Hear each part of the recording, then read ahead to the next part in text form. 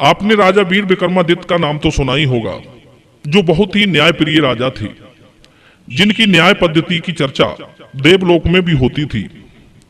एक समय की बात है, देवलोक में समस्त देवियों के बीच इस बात पर बहस छिड़ी हुई थी कि उनमें सबसे बड़ी देवी कौन है। लक्ष्मी जी बोली मैं बड़ी हूं, सरस्वती जी बोली मैं बड़ी हूं, पार्वती जी ने अपने आप को बड़ा बताया। इस तरह सब देवियां अपने अपने आप को श्रेष्ठ साबित करने में तुली हुई थी, पर अपने मुंह से अपनी श्रेष्ठता कैसे सिद्ध हो सकती है, यही बात उनकी श्रेष्ठता में बाधा बनी हुई थी।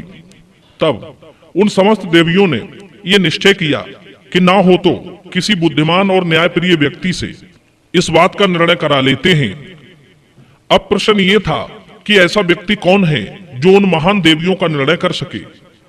काफी सोच विचार के बाद वे इस निष्कर्ष पर पहुंची कि क्यों ना हम अपना निर्णय पृथ्वी लोक पर राजा वीर विक्रमादित्य की अदालत में करवाएं, क्योंकि वे बहुत ही न्यायप्रिय और बुद्धिमान भी हैं। वे बिना पक्षपात के इस समस्या का समाधान अवश्य कर देंगे। यही निश्चय करके समस्त देवियां पृथ्वी लोक पर आईं, तो वहां देखा कि राजा वीर विक्रमादित्य कई दिनों से बीमार पड़े हैं। हर रोज उनका उपचार होता है, पर उनकी पीड़ा कम होने का नाम ही नहीं ले रही। जिनके सर में तेज दर्द होता है, जिसकी वजह से वो पलंग पर पड़े रहते हैं। सभी राजवैद्य उनकी इस बीमारी से बहुत परेशान थे। किसी की दवाई उनकी इस बीमारी पर काम नहीं कर रही थी। उसी बीच में देवलोक की ये समस्त देवियां उनके पास प्रकट हुईं। सम्राट विक्रमादित्य ने पूछा कि तुम सबके यहाँ प्रकट होने का क्या कारण है, मैं आपकी क्या सेवा कर सकता हूँ। विक्रमादित्य की बात का जवाब देते हुए माता सरस्वती जी कहने लगी, हे महाराज, हमें खेद है कि आपकी पीड़ा के समय में हम आपको कष्ट पहुंचा रहे हैं, परंतु हमारी समस्या का निदान केवल आप ही कर सकते हैं। आपकी बुद्धि, विवेक और न्यायपटुता विख्यात है। आप सबसे विख्यात न्यायकर्ता हैं। सरस्वती देवी बोली, मैं देवी सरस्वती हूं, और वो देखो धन की देवी लक्ष्मी जी हैं, और ये जो पार्वती जी हैं और वे भगवती दुर्गा हैं। इनके साथ साथ और भी बहुत सी देवियां हैं। हम सब परमात्मा की शक्तियां हैं। हम लोगों में एक बात पर विवाद शुरू हो गया है कि हम सब में बड़ी देवी कौन है। इसका निर्णय आपके ऊपर छोड़ा गया है। आप अपनी बुद्धिमत्ता से परख कर जिसे बड़ा बताएंगे, वही सब देवियों में श्रेष्ठ कहलाएगी। बंधुओं, समस्या बड़ी विचित्र थी, इसलिए विक्रमादित्य सोच विचार में पड़ गए।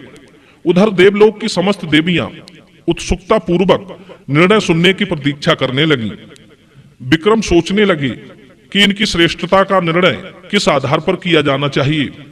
तभी उन्हें एक उपाय सूझा। कहने लगे, हे देवियों, आप मुझे क्षमा करना, मुझे आपकी परीक्षा लेनी होगी। क्या आप सब परीक्षा देने के लिए तैयार हैं? बंधुओं, परीक्षा का नाम सुनकर सब देवियां बेचैन हो उठी। भला कौन है जो परीक्षा देना चाहेगा? फिर भी श्रेष्ठता सिद्ध करने के लिए वे सब परीक्षा देने के लिए तैयार हो गईं। कहते हैं, जब तक कोई व्यक्ति अपनी परीक्षा देने के लिए तैयार नहीं होता, तब तक उसे अपनी कमजोरियां नजर नहीं आती। विक्रमादित्य कहने लगे, हे देवियों, जो देवी मेरे सिर की भयंकर पीड़ा बंद कर देगी, वही श्रेष्ठ मानी जाएगी। जिससे मानव का अधिक से अधिक उपकार हो, ज्यादा से ज्यादा फायदा हो, वही सर्वोत्तम देवी है। विक्रमादित्य की बात सुनकर लक्ष्मी जी एकदम से चिल्ला उठी कि सबसे पहले मैं आपका दुख दूर करूंगी। अब क्या था, लक्ष्मी जी ने धन की शक्ति का उपयोग किया, आर्थिक संपन्नता की लुभावनी बातें शुरू की। उन्होंने चुपचाप राजा विक्रमादित्य के कानों में कहा, मैं आपको कुबेर की तरह धनपति बना दूंगी। संसार की सारी संपदा आपके पास होगी। आप युगों युगों तक धन संपदा का आनंद लेते रहेंगे। मैं तुम्हें आर्थिक शक्ति प्रदान करती हूँ, जिससे आप अतिशीघ्र स्वस्थ हो जाओगे। बंधुओं, लक्ष्मी जी ने राजा विक्रमादित्य को अपार धन दौलत का स्वामी बना दिया। फिर भी राजा की पीड़ा कम नहीं हुई। विक्रमादित्य ने कहा, देवी, आपकी शक्ति मुझे ठीक नहीं कर सकी, इसलिए आप सर्वश्रेष्ठ नहीं हैं।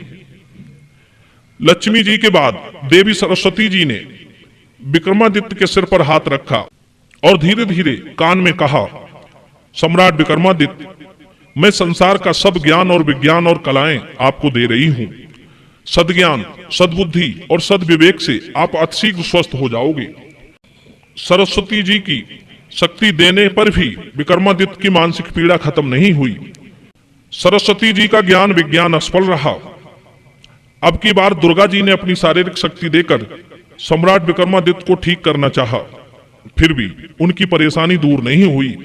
इसी तरह और भी देवियों ने अपनी अपनी शक्ति से विक्रमादित्य को ठीक करने का प्रयास किया, परंतु सब व्यर्थ रहा।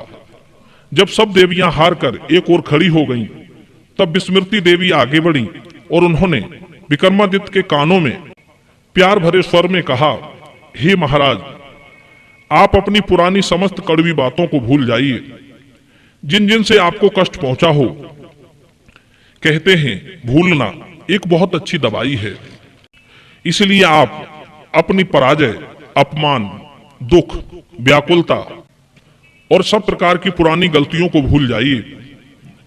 असफलताओं और व्यथाओं की याद मत करिए। यदि कोई राजकार्य से संबंधित कोई निंदित चिंता है तो उसे भी भुला दीजिए। यदि किसी शत्रु से प्रतिशोध या हिंसा की दुष्ट भावना सता रही है तो उसे अपने दिमाग से निकाल फेंकिए।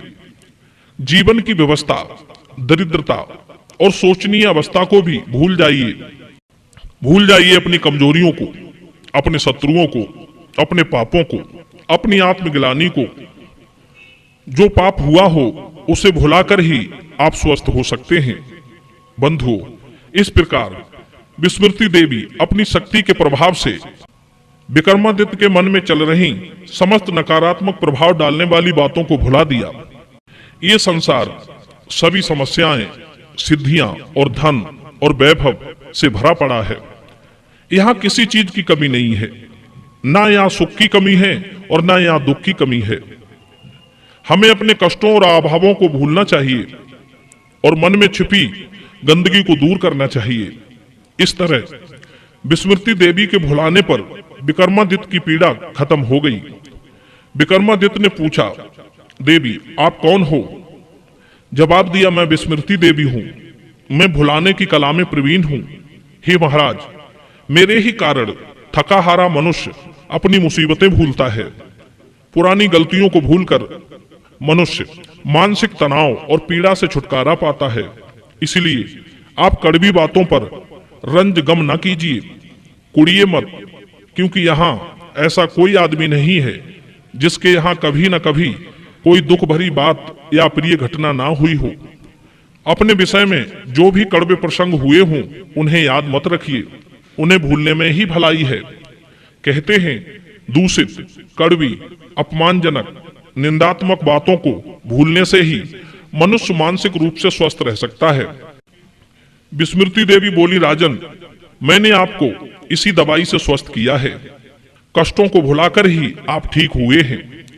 विक्रमादित्य कहने लगे, देवी, कष्टों को भुलाने से ही मुझे नई जिंदगी मिली है। इसलिए मैं निर्णय देता हूं कि विस्मृति देवी ही सब देवियों में श्रेष्ठ है, क्योंकि जो आदमी को दुख दर्द से छुड़ाए वही देवी सबसे उपयोगी है। कहते हैं पुराने दुख और दोषों को भुलाकर ही मनुष्य आगे उन्नतशील हो सकता है।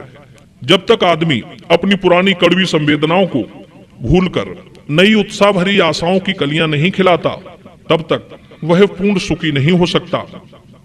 समाज और परिवार के दुख दर्द के कीचड़ में फंसा व्यक्ति, माया मोह के बंदी गृह में कैद हमारी आत्मा अपनी संचित वेदनाओं को भूलकर ही आगे बढ़ने की प्रेरणा दे सकती है। कुछ लोग कहते हैं कि हम पूरी मेहनत से काम करते हैं, फिर हमें उन्नति प्राप्त नहीं होती। उनसे मेरा कहना है, आप चाहे जितनी मेहनत कर लो, जब तक आप अपने मन के अंदर से पुरानी रंज, ईर्षा, गिलानी, अपमान और प्रतिशोध की भावना को भुलाओगे नहीं, तब तक ना तो आप सुखी रह पाओगे और ना उन्नति कर पाओगे।